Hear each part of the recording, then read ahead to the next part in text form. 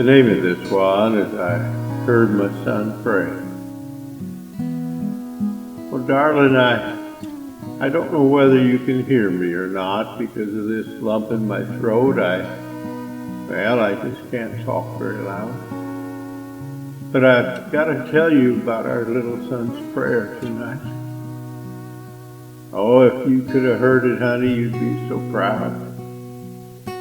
I'd already left a note on the table for Mom and Dad, as if they didn't know what was wrong. Now I asked them to take care of him now that you and I were both gone. And after I finished the note, I figured it was time that he was asleep. So I slipped in to see him, just one more time. But he was just starting to pray, and his words kind of froze me right at the door. He said, "Dear God, it's late, and I hope I didn't get you up.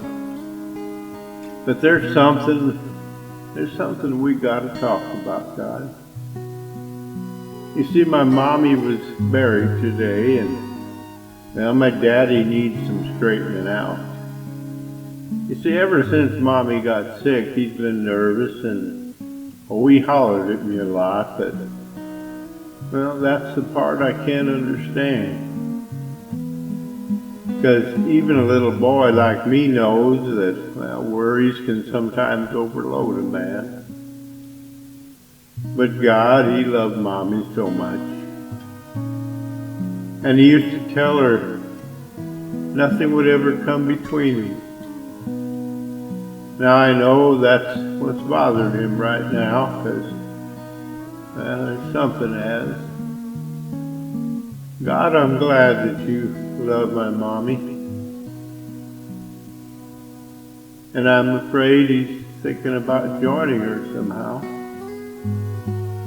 Oh, I want him to be with her again one of these days, but I want to talk to him, and I'll tell him that first he's got me to raise. And tell him every now and then a little boy needs a helping hand. And I guess you probably still need your daddy even after you're a full-grown man. And God, if I lost him and Mommy both, it'd be more than I could stand.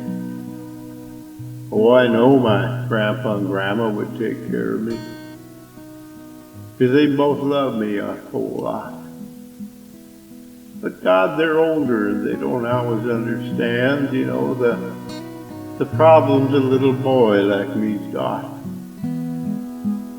Oh God, I won't bother you anymore tonight, but tomorrow night I'll be sure to talk to you again. And you take care of my daddy now, and you hear me? And thank you. Amen. Well, I just stood there thinking about his prayer and all that he said in it. So finally I opened the door and I asked him if I could come talk to him for a minute. Oh, we sat down on the edge of his bed, and we both took turns laughing and crying for a while. And he could tell that there had been a change in my life. Because for the first time in a long time, I saw him smile.